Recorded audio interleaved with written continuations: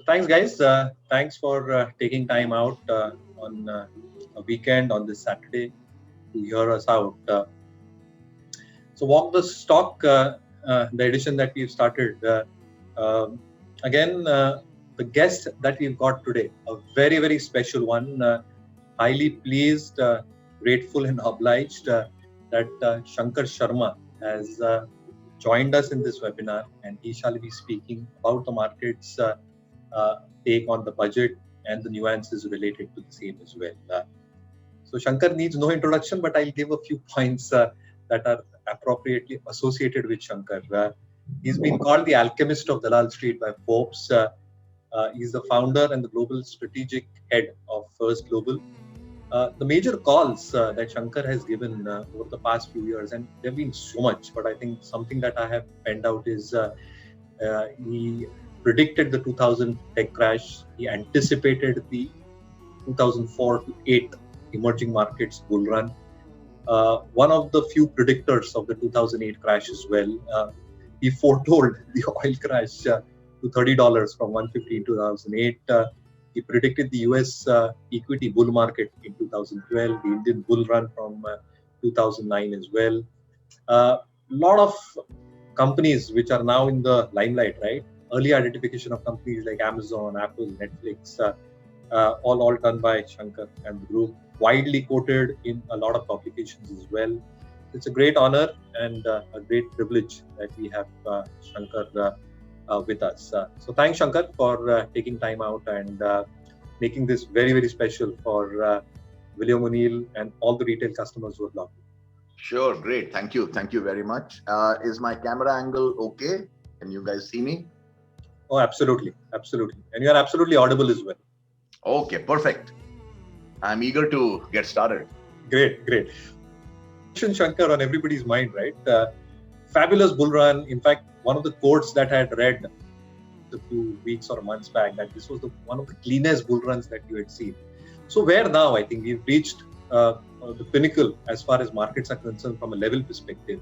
But how do you see the markets now, and what's your perception on the way ahead for the markets as well? No, so I mean, I just want to be clear that we have not had a great 2020 by any standards.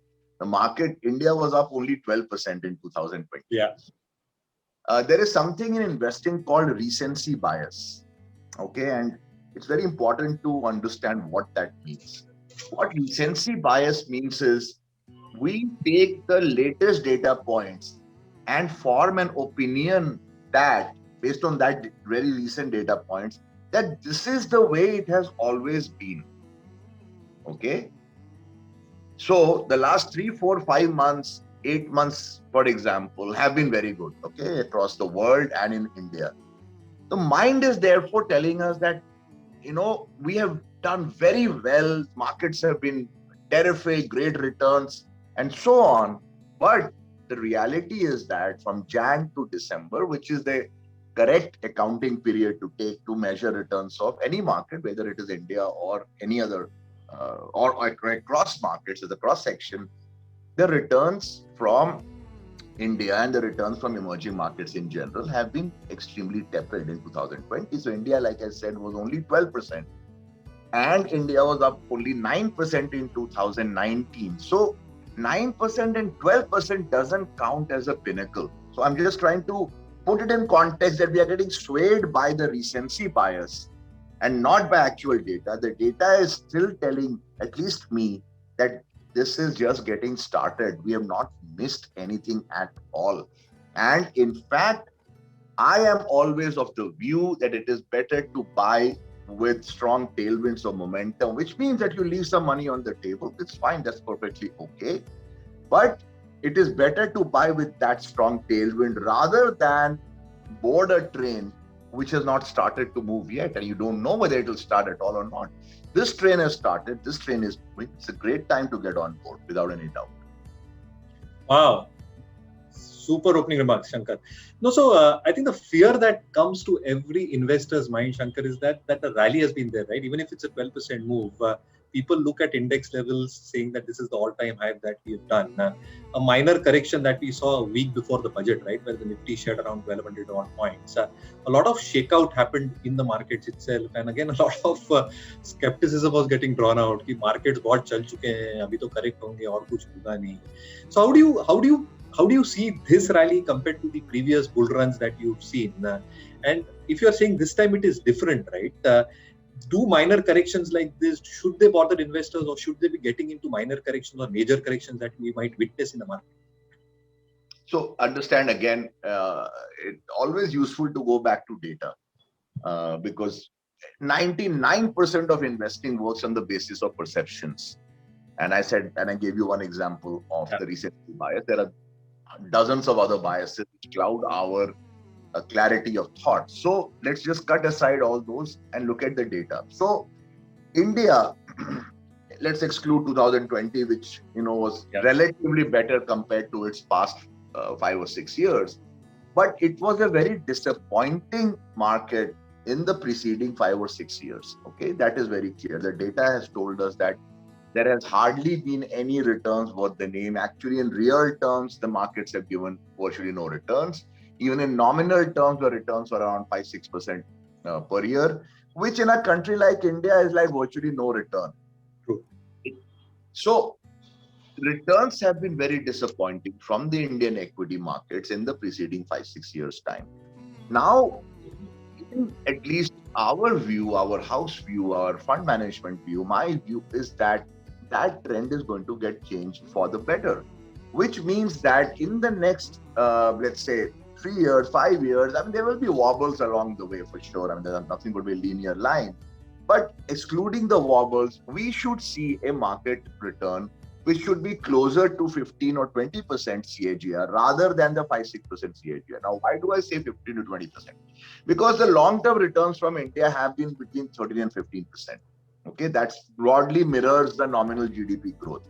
Because broadly, what is nominal GDP growth is where your corporate earnings will compound, and your corporate earnings compounding at a certain rate also compound the market at or around that same rate. That's the broad arithmetic of market returns, correct? So if our previous long-term history tells us 15%, but the immediate history of 5-6 years is only 6%, that means markets have to do 20% for your 10-year returns to become 15%. You see what I'm saying? Therefore, this drought of returns in the preceding 5-6 years will be more than compensated by a deluge of returns in the next 5 years, so that your long-term trend line becomes the 14-15%. That's the broad arithmetic of what the market holds for us in the next 3 years or 5 years. Barring shocks and barring some unforeseen circumstances, all hypotheses and all forecasts are based on what available data we have today. Absolutely. Data only tells me that your long-term averages of 14-15% will be met, which means that the next 3-4 years should be a very, very good period for markets. Wow, great to hear that, Shankar.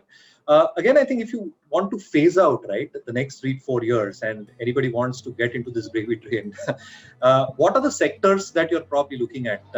Where do you think the momentum will still hold out from an earnings perspective, policy perspective, regulation perspective, and should continue on a compounded scale if I have to take that next 3 to 5 years?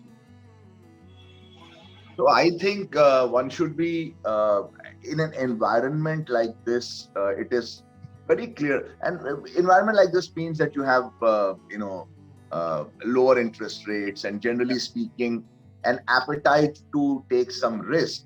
Okay, that's been the general last 7-8 months trend, that markets and investors have been willing to embrace risk.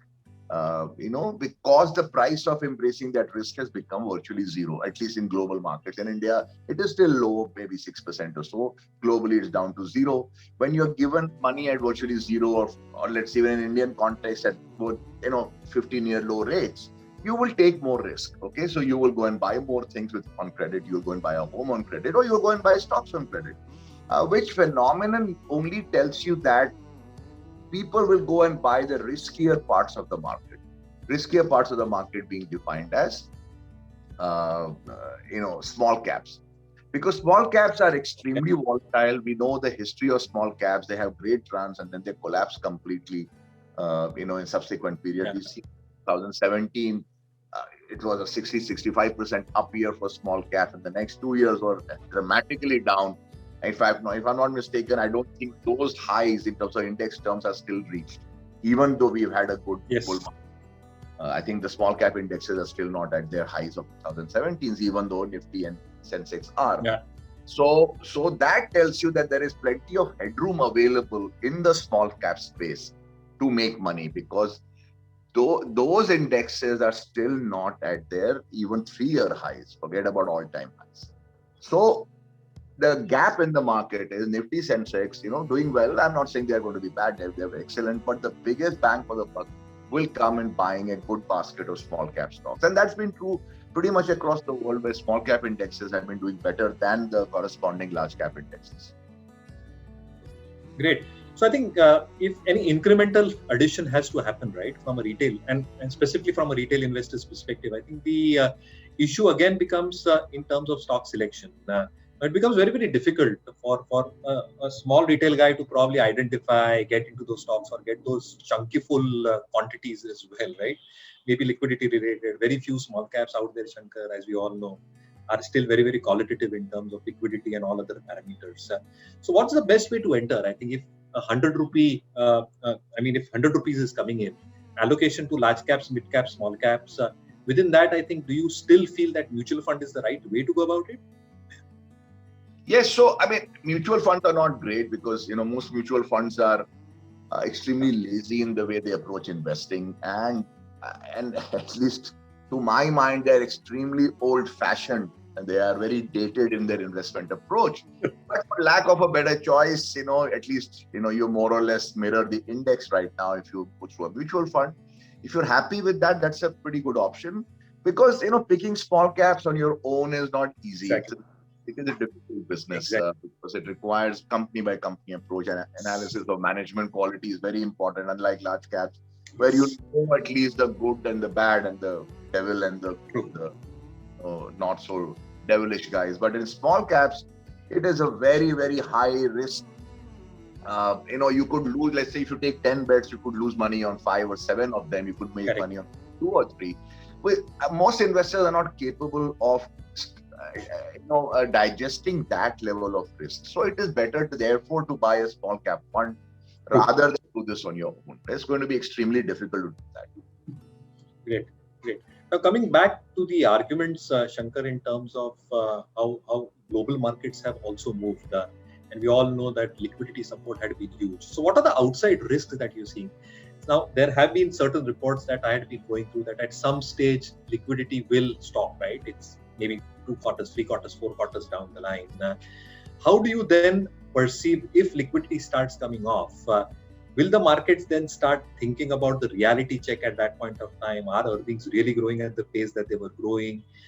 And then the reality check of the markets actually drag the markets lower, or do we come into some kind of a time-wise consolidation in the market? What's your feel on that? No, I don't think there's going to be much of a time-wise consolidation. If any corrections have to come, they will come suddenly. They will come brutally. It can be down 20%. I doubt if markets are just going to be sideways and do a time-wise correction. I really doubt that. Okay. So, in my view, one should be prepared to see big sharp corrections even in a bull market. They have happened before. They will happen again. Sure. Happened in the last 7-8 months time, which worries me a bit, because we've had a linear rally without any meaningful. Even I don't think markets have corrected even 10%. Let alone 20. That does worry me a bit for sure.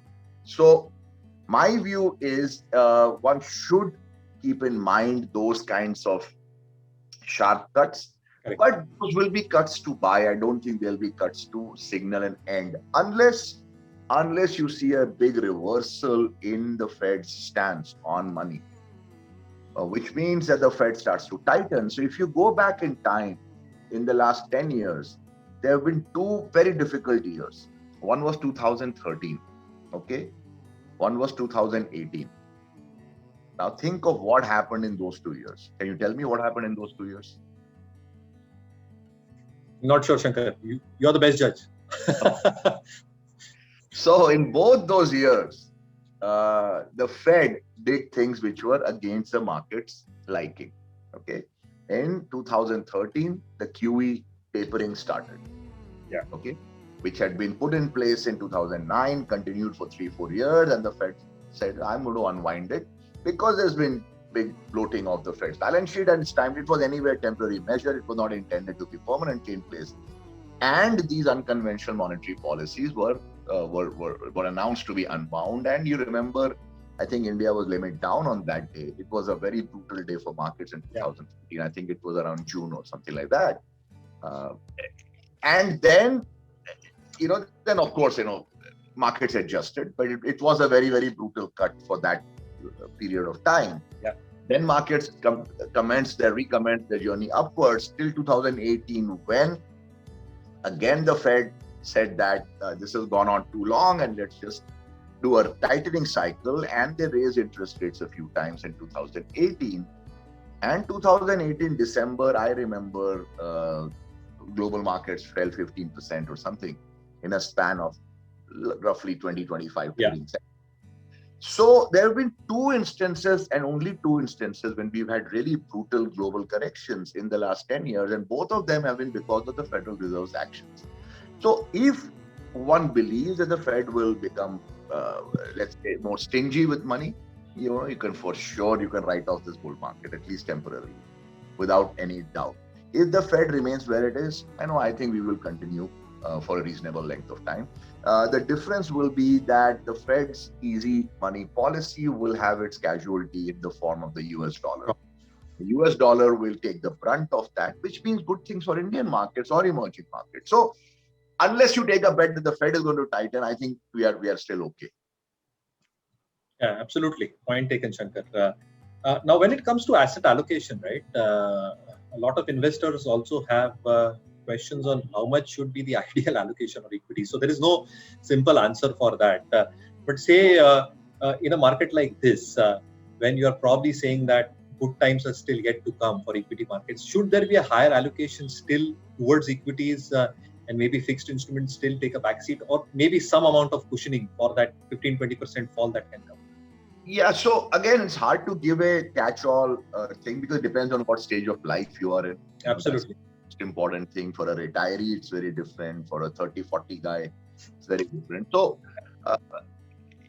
with that caveat in mind, as of right now, one would definitely want to be, on a broad basis, at least 60-65% in equities, because this is a great environment to be in equities. The compensation from fixed income is not a lot, which again means that equities become more attractive. This allocation would have been different, vastly different, if fixed income rates were going to be 9 or 10%. Yeah. Today we don't get anything close to that in the bank. It means that we need to cut down on fixed income, increase equity. The gold trade, worked very well last year. We'll see how that works out this year, because Bitcoin has taken on the mantle of gold. Some form of crypto is a great place to be in as well. Wow. So what is Shankar's allocation at this point of time? If I may ask, a broad allocation. Equities, debt, I'm gold, an old guy. I have a lot of fixed income. So my allocation doesn't have to be your allocation. It just depends on the stage of life you are in. For me, taking equity risk, is great. I do that all the time. That's our job. But, the need to make, incrementally a lot more money by taking, more risk that need is a lot less today than what it might have been 20 years back, when one was willing to embrace more risk in order to make more returns. Now with, one has made money, one is more content, one doesn't have to go out looking for risk every single day of life. So, one needs to kick back and relax rather than, just go out there hunting down dangerous animals. So, my equity allocation would be relatively low. Fixed income is more, but that's not to say that that is correct for everybody. All I'm saying is, if you're in the 30s, 40s, you should be right now 60-65% in equities.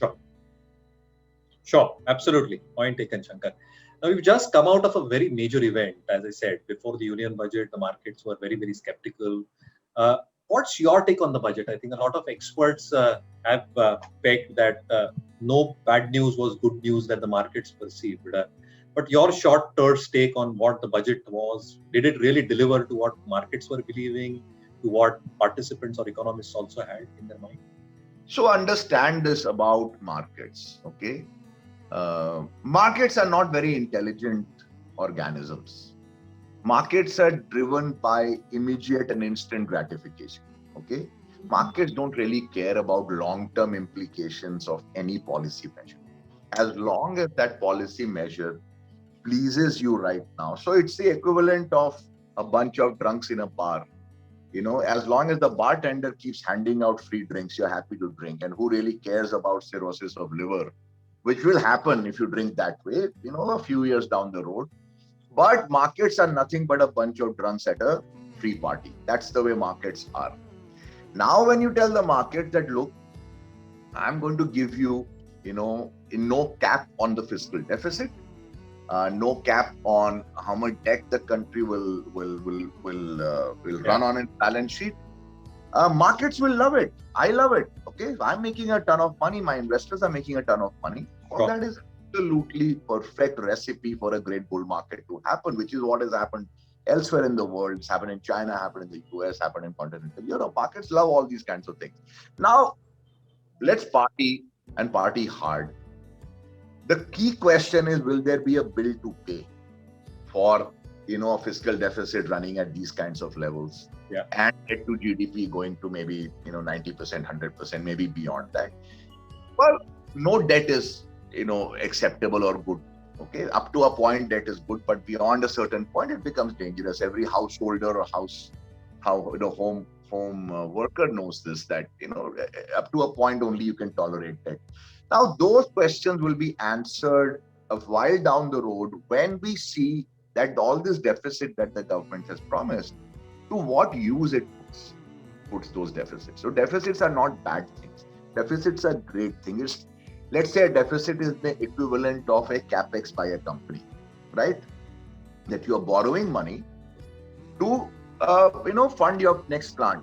Now, as long as that new plant generates good revenues, good profits, good margins, you are okay with the company taking debt up to a point and running a deficit in terms of its immediate cash, right? It's the same on government finances, or same or at least similar in government finances. Deficits per se are not bad if those deficits are good deficits which create future growth, which will then reduce your overall debt to GDP. I am the happiest for this kind of policy.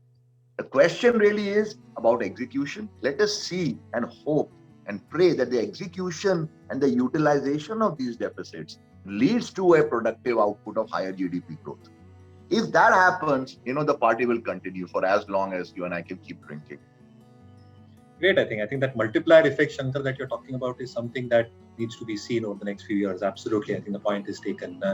But do you really feel, I think, looking at the fine print at the budget, that is it something that will take growth to the next level in the next few years? The kind of capital expenditure spend, as an example, a 34% increase to 5.45 lakh crores.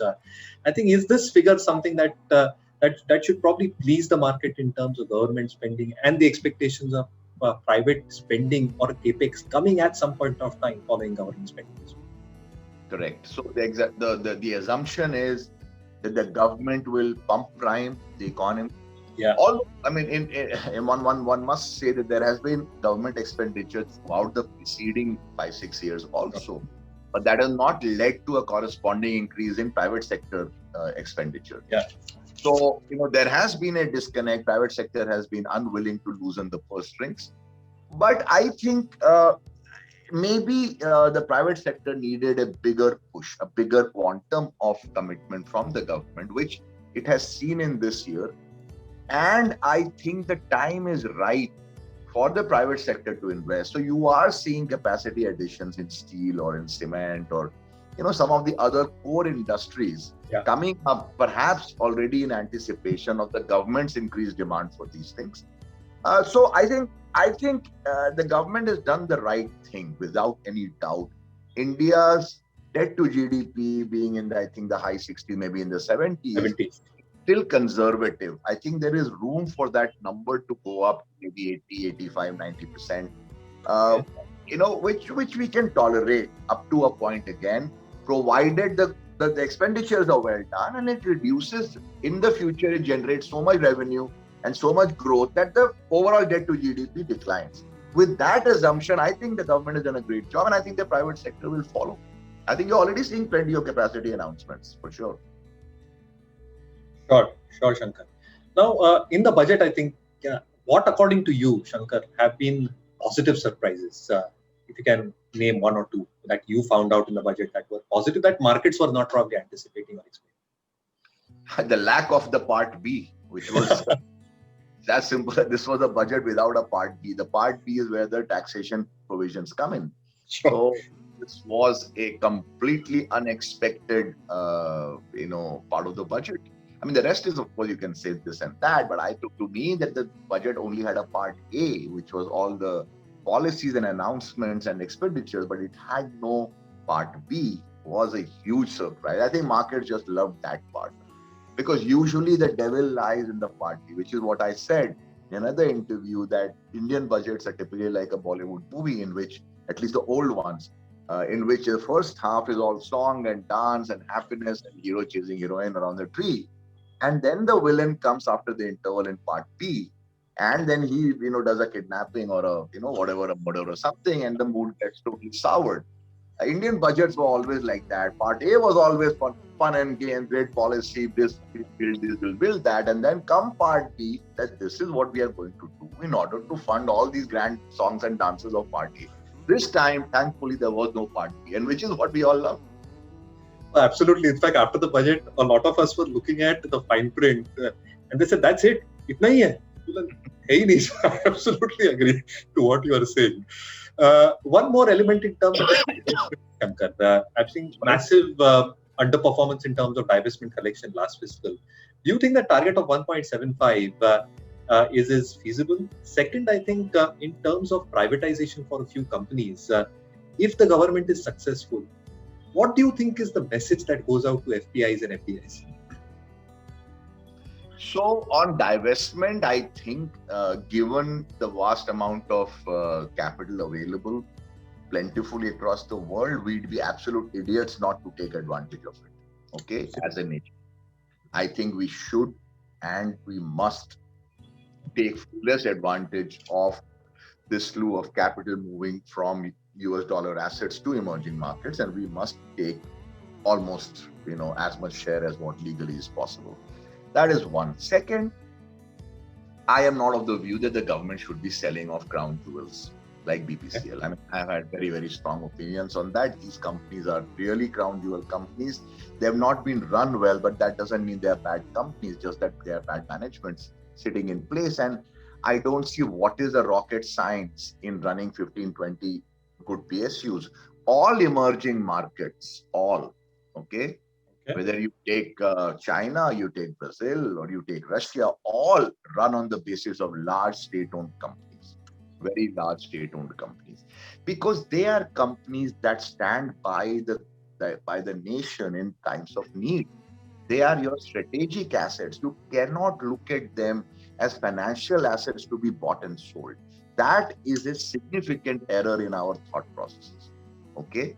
These are strategic assets. You can't go and say that, okay, I will start to sell my, a bridge that I have made, near the Chinese border. You will never sell it, even if somebody comes and offers you $100 billion, because that's not a bridge. That is a strategic asset. Sure. Same thing with PSUs. In my view, the government should run them better and not sell them for peanuts. You will sell BPCL for 50,000, 100,000 crores. I mean, what is that? You build them over 70 years, 100 years, and to sell it for this peanuts. I mean, it's against my national feelings of, nationalism. Sure, Shankar. But again, I think the playing the devil's advocate here, Shankar, I think the message that the government might be trying to put forth is that we are trying to get out of certain sectors which are not strategic, as you point out, right? Let's say maybe defense or insurance. I'm just pointing out, but still she's pointed out that one of the insurance companies will still come into the mode of divestments. But does it say, because I think a section of economists still believe that it will probably give a right message in terms of policies and government intervention not being there, and a lot of private investments coming in and more coming in for that sector as it opens up. do you still believe that this is something that still should be untouched because they're crown jewels? And BPCL, for example, right, that we spoke about, we've seen that execution still remains a huge issue. Policies, government regulations still have a huge say in terms of how these marketing companies move. So I think if policies are reduced, if government intervention is reduced, do you think it will then make sense for a lot of private investments to come through, or you still believe that these are strategic assets not to be sold? Are you telling me the government is so short of talent, or India is so short of talent, can't run 15 companies? Or are you saying that because I, as the government, I am corrupt and I will make sure all these companies are milk dry and hence I should go and sell them for a pittance? But if I am today running a company, it is my job to make sure that companies run well. If it is not running well, the solution is not to sell the company. The solution is to remove me from that chair. I am not capable of running that company. The problem is not to sell the company. Problem is the thing is to get rid of me. I am the problem.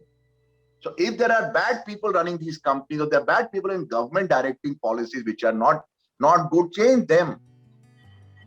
You are throwing the baby out with the bathwater. These are great. By the way, I can tell you, I have known all these companies personally. I have known their management personally for the last 25 years. Last 25 years. I can tell you they're streets ahead of any private sector manager.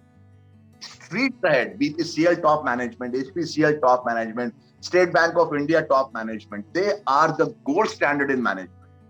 But because the bosses sitting on top of them, they force them to commit bad things. That doesn't mean the companies are bad and let's sell the companies. What kind of logic is that? Change their boss's boss. Fix the management. Fix the puppeteer. So if the managements are puppets and there is a puppeteer moving, then change the puppeteer. Point taken. Boss, I was working for Citibank. All the top brass came from State Bank of India. 100% of them. They didn't come from Greenlace Bank or they didn't come from Stanchart. They all came from State Bank of India because they still produce the best banking talent in the world. They're absolutely brilliant. Wow. Great. So I think it's all about execution, right, Shankar? So I think point taken on that front as well. Now let's move to a few sectors because even the earnings has been quite good so far. So in terms of what stood out from a sector perspective as far as earnings were concerned, Shankar, and what probably you think will still stand out considering how the earnings have been so far. So IT delivered as per expectations. Autos have shown signs of improvement. So where do you see, I think, were pockets of strength or pockets of encouragement that certain sectors threw up in this quarter? So I think, autos will do very well. Steel will do very well. Cement is doing very well. We own all of these in our PMS schemes. We've done very well because, last year was a different trade. Last year was more pharma trade and, it was more chemical trade. The trade changed sometime late last year. We changed too.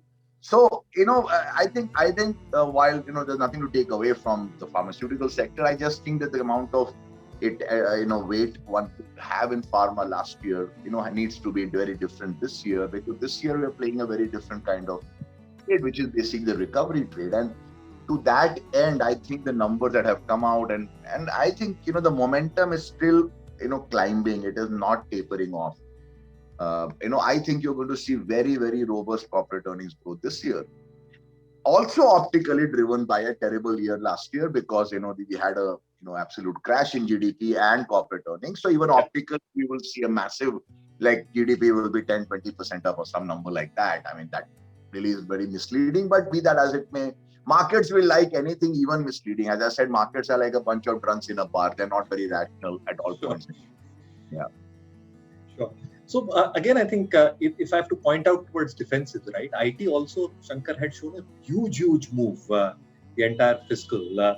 Do you think there is still steam left for IT stocks to do well specifically? Oh, yes, for sure, without any doubt. I mean, I think that's a great space to be in. We own a number of them. I mean, I just think it's a great place to be for sure.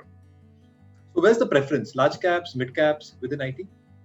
So we own a lot of mid and small cap ITs. I mean, that's where we are seeing maximum bang for the buck. So let's say Tata Elxsi done phenomenally well. And, there have been a number of the smaller ones which we own and we love them. They've done phenomenally well for us.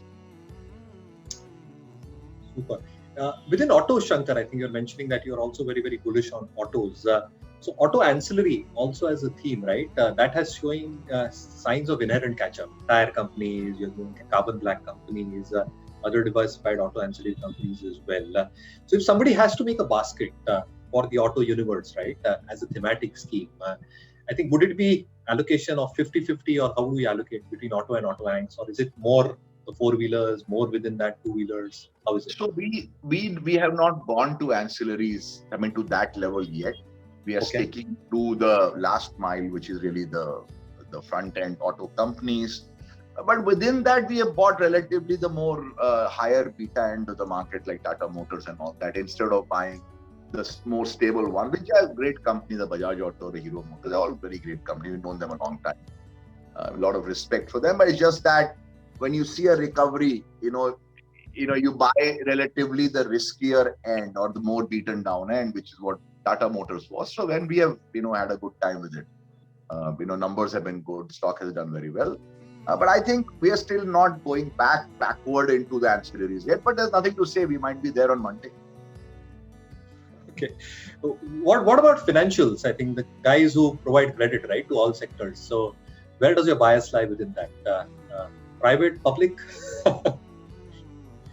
No, so we own public. I mean, I am a big public sector fan as an Indian. Okay, I'm not talking as stocks, but I just think they're great companies because of government inaction or whatever you want to call it have been run into the ground. But I think a company like SBI is a great example of great bank.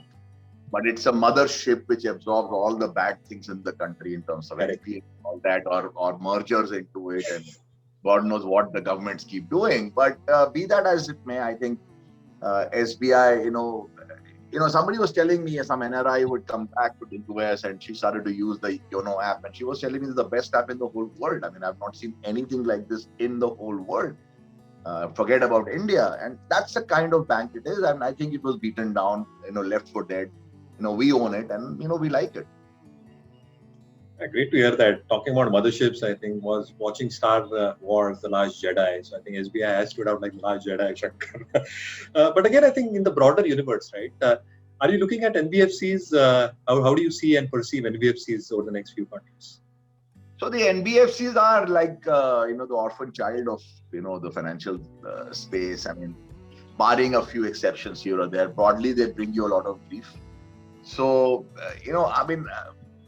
and I've been a banker, I know the business of lending. I know broadly banks are terrible businesses. They again bring you a lot of grief. A few of them stand out. HDFC Bank is an exception. But you have to choose very wisely within NBFCs, which are one step down in terms of the quality spectrum as compared to the mainline banks who have access to cheaper deposits and have a big deposit franchise, which is the big edge that you need in a financial services business, which has a lending and a borrowing mechanism.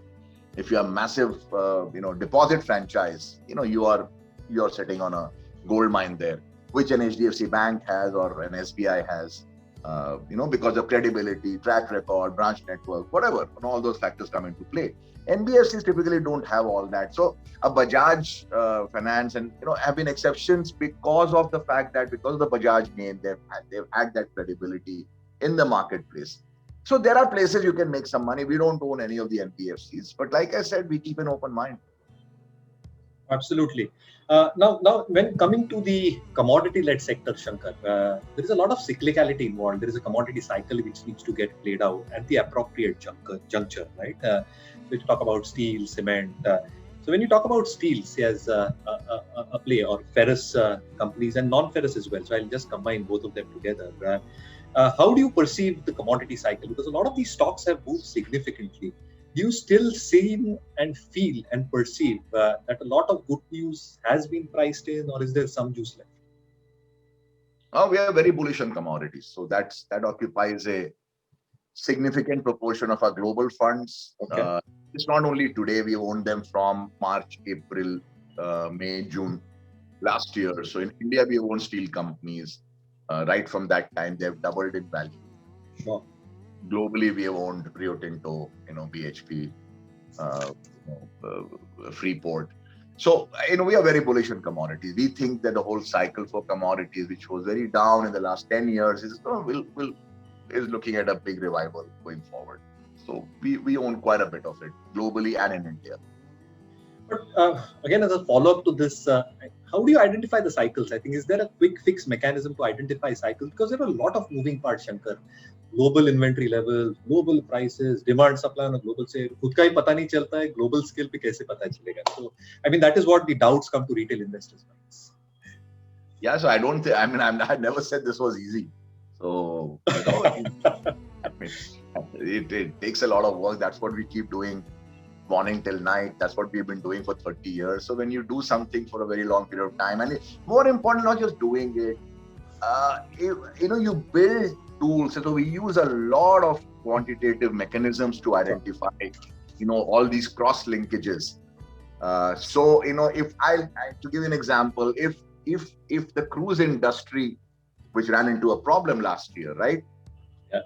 That runs into a problem through a quantitative method. We can keep going backward into who all will get affected. Okay. Yeah. If the end industry gets affected, it's really, we can very granularly go right up the chain to arrive at all the companies which should be avoided, not just the cruise lines. And it is the other way around also, because those are the macro linkages we create, it's almost like, let's say, the whole network is like a spider web that we create from the quantitative angle, which is what we have built, terrific systems over the last 20-25 years. And they keep improving, which makes these linkages, what you're talking about, are all linkages. Yeah. One feeding into the other. We do that. I mean, that's how we get these insights. It doesn't come out of, something in my sleep. No, absolutely. I mean, the point that I wanted to raise, Shankar, that you've appropriately pointed is, it becomes very difficult for a retail player to identify the peak or the trough of a commodity cycle. So, are there any mechanisms, or you're saying it's too much of an inbuilt research and in-depth that obviously is required, and what you guys do, that is probably required? And if that is not there, I think retail investors should probably be a little bit wary about commodity cycles. I think retail investors should do only one thing, in my view, and which is to bet on the right asset manager. I don't think they need to worry about anything beyond that. And what is the right asset manager? The right asset manager understands every single linkage in the world, because even if you're managing in India, you need to know the global linkages. Okay, absolutely. The reason we bought steel in India is that because we saw the global cycle turning, and we bought the relevant play in India. Okay. So, for example, in March or April, we bought a number of payment companies, okay, across the world, right from Australia to the US. And then we also bought SBI cards, okay, which was around, I think, 600. Then it's doubled in value, since then, virtually. So when you build those linkages, you will get the right investments even within India. So for a retail investor, you cannot do all that. But what you can do is to identify that asset manager that gets all these linkages and therefore grows your capital safely through a bull market or a bear market. Otherwise, to expect a retail investor to go and do all this, then he is as good as the professional manager. Absolutely, words of wisdom. So I think all retail investors who are hearing in, I think, should keep that what Shankar had has clearly alluded to. Shankar, crude and crude prices. You predicted that wonderfully over the past few years and decades as well. What's your take in terms of where pricing is, and how do you play the crude story then? Upstream, downstream, midstream? So in our global funds, we have had crude right from $16 last year, I think April. Okay. We just thought it had gone to a very extreme point and it was a good buy, and it has worked very well for us. It is up 3x from there and more. We still like crude. Like I said, it's overall we like industrial commodities a lot. So we like copper, we like crude, we like nickel, we like lead, we like aluminium. So all those spaces we like palladium. All those spaces we have got in our global funds. So we are right in the believer camp in crude for now, at least. You know, and the fact is, you know, people talk too much about electric vehicles and all those things. I mean, all that is still a distance away. It won't happen Sure. overnight. And like I said, markets don't look out 10, 20 years. Markets look out a year or 2 years maximum. Within that, the space is still okay. It's not as if we're just all going to buy Tesla cars tomorrow. So then, where within crude as a play, right? Upstream, downstream, midstream. What is your order of preference in terms of pecking order? No, so we have bought crude directly. So we have not bought any upstream or Okay. downstream. Okay. We simply bought the commodity itself. That is the purest way available. You know, we have not gone and bought, you know, the refiners or the processors. Great. So within the precious metals, gold, fabulous, Shankar. Gold, silver. Where does your preference lie this year? So gold is beginning to worry me a bit. We own it. We own it in our India funds. We own it Okay. well, but you know, whatever we own doesn't mean we are believers in everything. So we always worry a lot. As a firm, we worry a lot. Okay. So we are worried about gold a bit. I mean, I'm not saying highly concerned, but you know, I do believe that for the newer generation of investors, it looks too much like your father's or grandfather's inflation hedge. You know, it is very old. It's very dated. They want something new. Bitcoin offers them that. So, you know, I think that trade we need, we as old fogies, we need to be mindful that gold may not be the same going forward because the newer generation doesn't care about gold. They care about something hot and shiny like, you know, Bitcoin.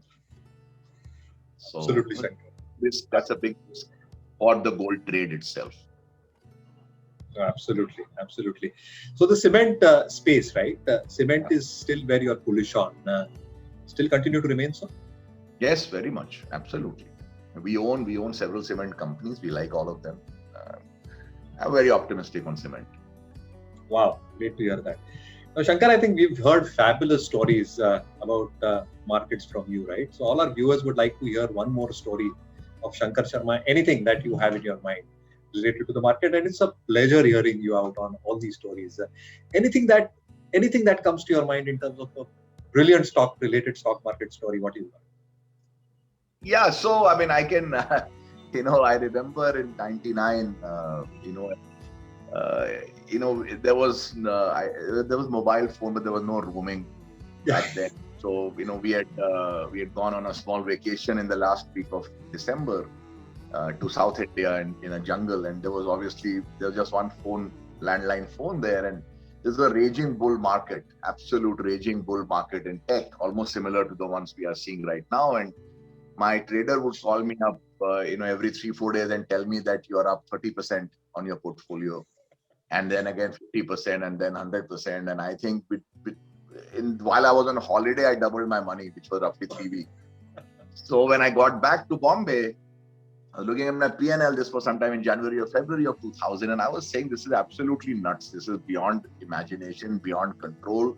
Stocks don't go up 30-40% in a week.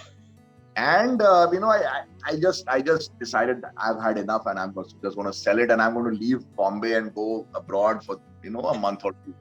So I went to Spain. Okay, we went on a holiday to Spain, and in that period there was no mobile also. So I left the mobile in Bombay. Correct.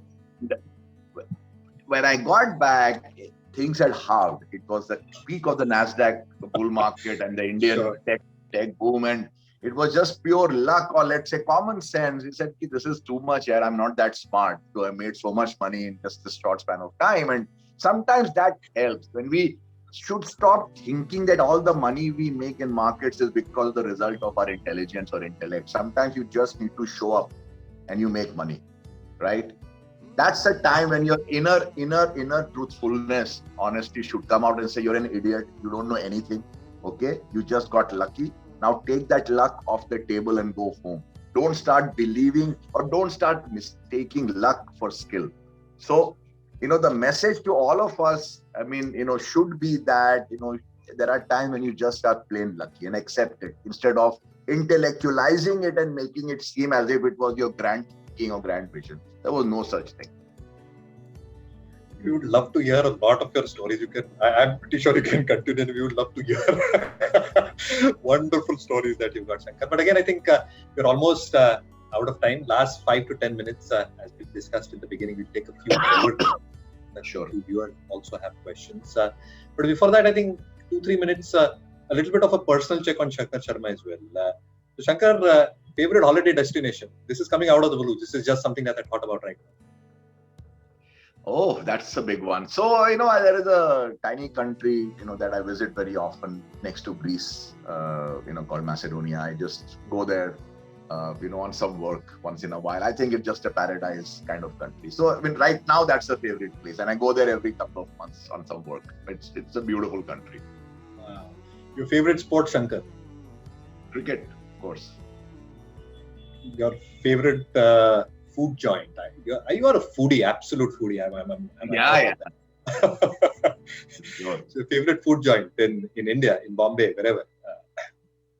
Oh, there are dozens and dozens of restaurants. I think Bombay is just amazing in terms of food. I just love the diversity. But if you ask me for my favorite one, I don't know if the restaurant is still open or not, but the seafood restaurant called Excellency in just near Ballard Estate, just next to RBI. And I hope it survived the COVID crisis, because that was just the best seafood I've ever had in my whole life. Wow. So Hollywood or Bollywood, Shankar? Movie buff? On which count? I'm a movie buff. I watch everything, so it's fine. I have no preferences. Yeah. So if you would have said Netflix, I think a lot of viewers would have got very, very positive on a lot of OTT players, at least on a global scale. and the last question: wine lover or any other? Wine. I drink only wine. I don't drink spirits at all. I haven't done spirits for 25 years. Great, Shankar. Great. So I think we'll now head over to a few questions. Just give me a few seconds. They're just stacking up. A user has a question. Is value investing dead? A lot of experts are calling it cyclical and momentum now. I still remember, Shankar, that you had graced our panel on growth versus value investing. So I think a lot of users wants to know, is value investing absolutely dead, or is there some value left in value investing? So, value investing, first of all, was a mistaken notion. Graham and Dodd talked about it because they came out of the depression, and there was very little growth to come about. So therefore, the only way you could make money was to buy something which was cheap relative to its intrinsic value. But over time, you have to understand what do you mean by intrinsic value, and growth is a very integral part of value. Okay. I can look at something today in today's terms, but I should see what lies ahead, even if it is just a year or so. And things can look very cheap if you project out something 1 year, right? So what is value investing? Value investing, you cannot divorce it from growth. And which is what Warren Buffett did when he modified the original logic and said that growth and value are intrinsically joined at the hip. You can't remove one from the other. So I think it's all about getting onto something which is growing and you're not overpaying for it. Now, I think that is value investing. It is not that value investing means buying only cheap stocks which have no growth. That is stupid investing. That's not value investing. Okay, fine, taken. One user has a query in terms of PSU stocks that you spoke about. So PSU stocks still make sense at this point of time? And if within PSU, apart from State Bank, do you think the broader universe still has enough merits for investments? No, so like I said, I'm a big fan of PSU managements. I'm not a big fan of PSU stocks because the major shareholder of the PSU stock, let's say the promoter of the PSU stocks, I have always doubted that promoter's intentions. Okay. So they are good managements, but they are hamstrung by the promoter's intentions. Promoters' intentions in a PSU are never honorable. They want to strip the company. They never want to build these companies. So therefore, as stocks, I generally tend to avoid them. I mean, SBI is a more recent example. I thought it got very cheap. And, there are, not to say that, we have liked SBI or something. It's an unloved stock. But there is a point at which, those things make sense. I think right now it looks quite okay. Sure. Now you briefly mentioned about the pharma sector, Shankar, and you being selective at this juncture. So within this entire space itself, I think what pockets are you looking at? If I would extend that question as well, do hospital makers also or hospital stocks also come onto your radar if they do? So hospitals are not a great business, intrinsically, because uh, you know and first of all, I mean, I'm intrinsically opposed to any business that seeks to profit from people's miseries the way hospitals do. And hospitals have not covered themselves in glory in the last 12 months time, or last 10 months time. In COVID, one knows of many horror stories when people were really gouged on pricing, when they were suffering so much. I just think, broadly hospitals are avoidable, but that's my view. It doesn't have to be everybody's view. Pharmaceuticals, the API plays, we have played well, we have made money. We continue to believe they're still in for a, big run, because size and scale of the opportunity is massive, without any doubt. So we like them. We still like the chemical plays, for example, which worked very well last year. It's not to say we have sold any of them. We still own most of them. It's just that the weightings that they occupied last year is a little lower this year, because there are other things you want to buy in a recovery. But it doesn't mean you dislike them. We still continue to like. So an Alkyl Amines or a Navin Fluorine or a Atul Limited, they're all great companies. They've done phenomenally well for us. We own them, but obviously the weight has reduced from where it was last year. Absolutely, and that was a question, but you answered that, Shankar, on the chemical sector itself. One more question has come on the platform-led stocks, stocks like Affle, IndiaMart, Route Mobile. Your views on platform-led companies, platform-led tech companies? Yeah, so we own all of them. Wow. Yeah. So we owned all of them throughout last year. We made a ton of money on all these. So, and we own them globally as well. So we own them in the US, we own them in Europe, we own them in South Africa, we own them in Australia. So we played the e-commerce and the platform end of the business globally and in India. So we like them. We continue to own them. Oh, absolutely. One more question is, post-budget, we have seen some rally in mid and small cap infra stocks. So do you think that all these stocks have gone through a very tough period in the last 2 to 3 years? So if you have to define infra, right, road companies, port companies, or even the other companies for matter, I think, where would the allocation within infra lie? Or is it just the L&Ts as large cap? No, there are good companies in beyond L&T as well. They've had a good run, like you said, after. Now let's see some data coming in, because this is a difficult business. I mean, I really feel for companies, and it's a dirty business where palms need to be greased a lot to win a tender, to win a contract, and then the payment terms are horrendous. Governments never pay on time. A large part of the NPA problem is because the government doesn't pay private contractors on time, and then they can't pay the banks. But the government doesn't suffer. Who suffers are the promoters and the companies. So it's a damn tough business. Okay, let's make no mistake about it.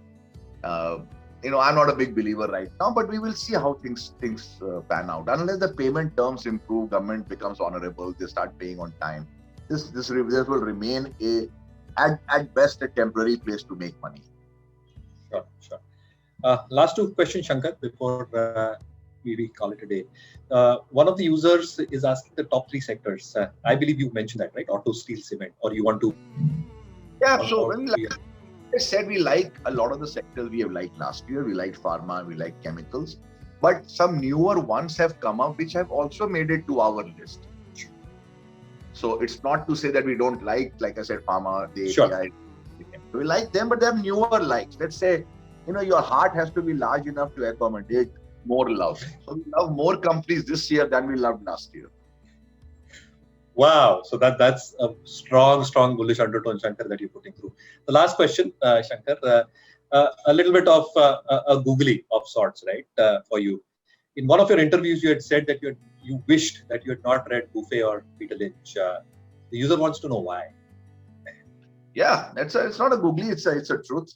The reality is that we were told by all these masters that investing is an art. Okay. But today, I believe it's all a lie. It's nothing but pure science. And the way we do investing today, I do investing today, is completely and totally data and quant. There is no element of the artistic part of it. So let me give you an example before everybody goes. It's the equivalent of hockey. India and Pakistan used to dominate hockey in the 60s and 70s. We were winning everything. And why? Because there was a lot of emphasis on stick work and artistry and, dodging and feinting, the days of Dhyan Chand and then subsequently all the other players, very talented stick work players. And then the rules of the game changed. AstroTurf came, which replaced all that artistry with brute force and speed and agility, which none of our players had. And now we finish at the bottom of the pack. We don't exist in the hockey business.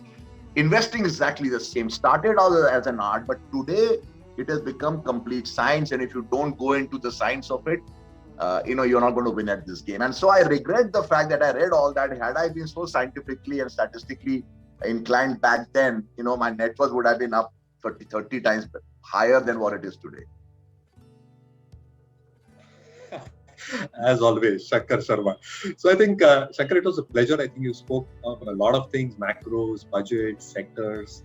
It was indeed a pleasure speaking to you. I think I'm pretty sure this would have continued the next 3-4 hours. I would have just asked questions, sat back and loved to hear you listen like a retail audience has. But thank you so much for taking time out, Shankar. It's always been a pleasure hearing your thoughts out.